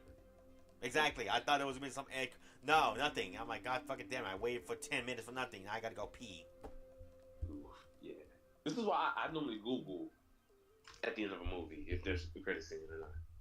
Like I normally Google it just so I don't waste my time. Because I just stick for the first one. I don't stick for the second one. Yeah, that's true. That's real. Because like it's always been a staple where like post credit scenes happen after like the main song ends. That's a good point. But one of the biggest questions too is, where is Shadow? A lot of like my friends thought he may have like gone to another world. I feel like he's on Earth. I feel like he made it back to Earth. I think he did because like the explosion wasn't that far away. Yeah. But, like it was far away enough to where it wouldn't affect the Earth, but not too far away where it's like, oh, he's on a different planet. Like the Earth is the closest one he could have landed in. Yeah. And the ground kind of did look like, you know, I think there was some grass around, if I'm not mistaken. So I do feel like he's on Earth. Yeah, he's on Earth. Like we just don't know where. All we know is like when he does show up, it's gonna be a big shock for Sonic and the others. Oh, definitely. Yeah. And I wonder, like, Amy, like, why is she already here? Like, why is she already here and knows about the medals? Like, a lot of people are speculating. I think they confirmed it. There's going to be some time travel involvements in Sonic 4, which is kind of like, I'm hoping it's not Silver yet. I'd rather you save time travel for the actual time traveling character. But some people are thinking Amy may actually be a character coming from the future, which I really don't want that to be the case. Like, it would be weird.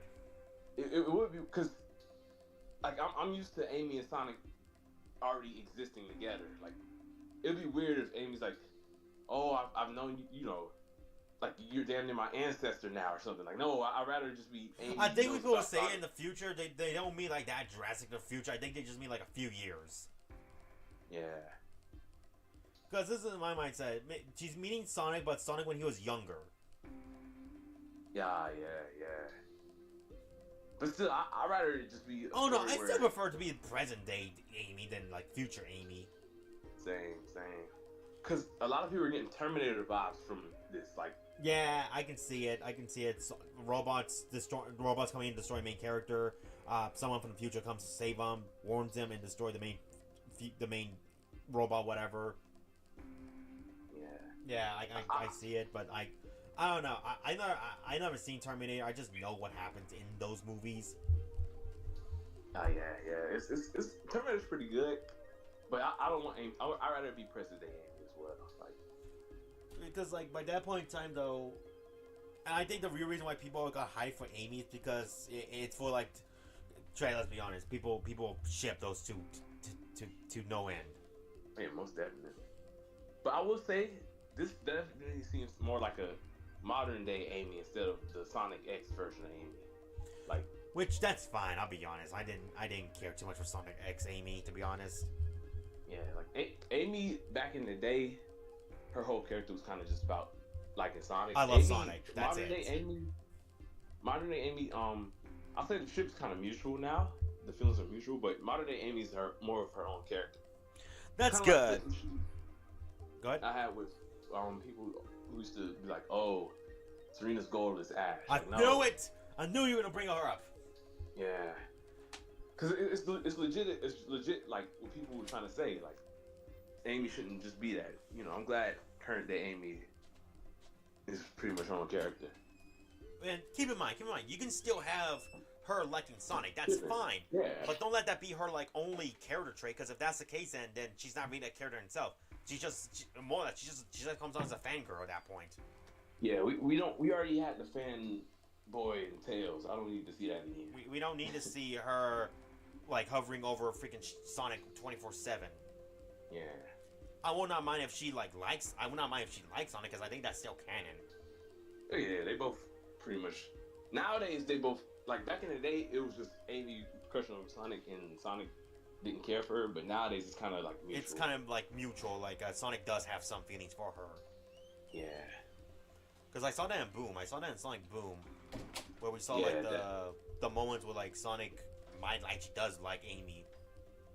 Yeah, definitely. So yeah, you know there's new writers in the Sonic games now, which is kind of why they're like some of the characters getting fixed or corrected. I'll say. The 2010s is like known as the worst of Sonic in terms of the character writings, but it seems like the 2020s are fixing their characters. All right, because so long like I said before, like you'll enjoy Amy in Frontiers, trust me. It's as long as like Amy isn't like stalker heavy for Sonic, that's fine. Like you can still have her like Sonic. You can still have like the cute moments where she's like admiring Sonic, kind of like what Serena did with Ash. But that should not be her only character trait. That's why I get tired when people are saying like, but that's her character. Like no, like Serena has her own traits. She wants to make people happy. She wants to make people smile. She wants to be a performer to make people smile. That's the whole thing. That's one reason why she went to Hoenn in the first place. Yeah, definitely. She's not tied to Ash. Definitely. I think the only reason. Go ahead. So let me know when you do play Frontiers again, because I want you to see like how Amy's handling that game. If anything, like I could probably like live stream it like on the weekends possibly. All right, bet. Who knows? If I have time, maybe not. Well, no, not tonight. We're watching stuff tonight. Yeah. Maybe sometime before Super Bowl. Cause we do gotta work that out. Like what we're gonna do. I know we're gonna do one about the old commercials, right? And then maybe a video on the new ones. So okay, the Super Bowl is next week, right? Next Sunday. Okay. Here's the plan. Next Sunday will be like us ranking the Super Bowl ads back in like the 20s, like the 2010s and onwards, like the last few ones, to be honest. Uh-huh. And then once we find some time, we'll record a video of us talking about the new ones that we saw during the Super Bowl, and then just like upload that like later on. Yeah, because that following weekend, Valentine's Day weekend, I'll be busy. No, not that type of busy with my family, mom and dad. They'll probably be coming up. Oh, okay. Yeah. And then the weekend after that, I'll actually be out of town again. So, next Sunday might be the last chat until live chat at least. Yeah, till the end of the month. I mean, if anything, to be fair, we're trying to like keep like somewhat consistent. So like we're trying to keep it up like a 2 weeks a month at least. Yeah, that works out. So we got this weekend and next weekend. We got our two, and then we'll have a recorded one for. We'll do the recorded one, and then I don't know. Like I feel like we've come to a point where I think it's time we start like recruiting, I guess, new members, or like start asking people if they want to like join the team. Right. I say after the Super Bowl. You're applying? I'm gonna start now. Oh, gotcha. Because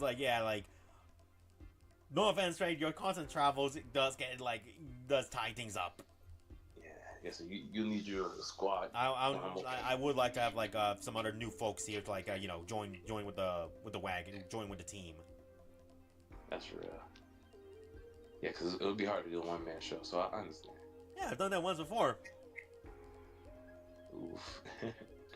I mean, to be fair, that was last minute. I got you. And even then, even if you did join, I highly doubt you had anything to talk about. Got you. Yeah, because I was talking about how Disney was treating the current shows, canceling them so soon and abruptly. Yeah. I mean, the last of Disney that I would watch was Raven.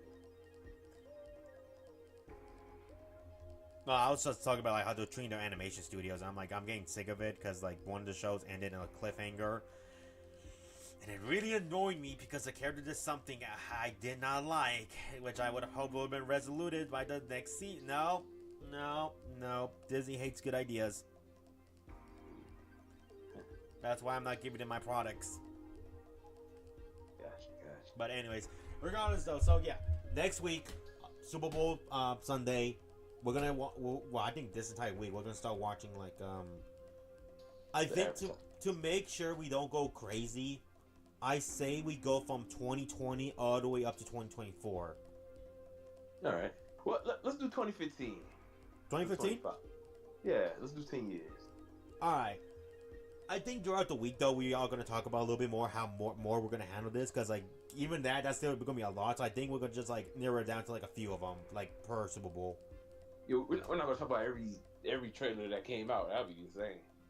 Not every trade, not every commercial. I think just the ones that had the most impact in social media. Yeah. And ones that we personally liked. Yep. So yeah. With that said, folks, follow Trey at TreyMan1 on Twitter, Also, YouTube. Go ahead. I will say we're definitely gonna save our ranking for another time too. This actually was a perfect. This was 2 hours. This was a 2 hour long talk about Sonic 3. I knew this was gonna happen, Trey. I knew this was gonna happen. Yeah. So hey, we got something else. We got another topic for the future. It'll give me a good chance to rewatch some of the other movies because, well, it's been a while. Freaking hell, I haven't seen Mario since it first came out. Oh wow. I haven't seen Sonic 2 since it first came out. I haven't seen Sonic since it came out. And let's make sure we do this before 2026 because that's when the next Mario movie comes out. Oh, actually, maybe we can do this before Minecraft comes out since that's coming out in April. Trey, not pleasant when I watch that movie. I mean, we don't have to watch Minecraft. We can just talk about video game movies to kind of, since it's relevant to Minecraft. So wait, so do you want to save it till the Minecraft movie comes out then? Maybe the weekend before. We don't have to watch the Minecraft movie or talk about. We can maybe maybe talk about it beforehand, but we don't have to include it in the rankings. So we have to watch. Like it's not a required watch for this. I'll topic. say this. We'll do the rankings, and if we really do wanna, we'll watch the Minecraft movie and then review that too, because Minecraft is a big video game, especially currently with like the stuff that we're playing now. Oh yeah, that's true.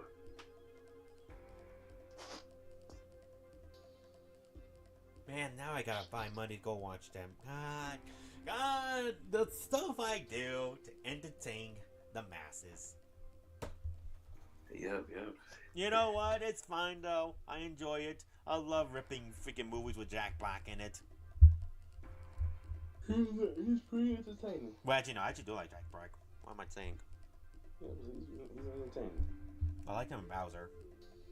Yeah, he was dope. He appeared in an episode of iCarly. I remember that. I'm trying to remember. I don't remember. It was in the episode where they go to like VidCon or WebCon, and like it becomes like a fan war between like the two people, like the iCarly community, basically. Who should Freddy date, Sam or Freddy, or Sam or Carly? And the subplot was like Spencer was like cosplaying as like one of the characters in his favorite game.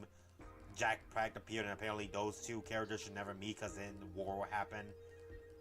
Oh, and then Gibby was having a fight with his grandpa in a drive-thru. Oh, Gibby. I think the only reason I remember that is because I think that aired on my birthday, actually. Oh wow. Yeah, it aired on like the weekend of my birthday. Oh, that's good. That's dope.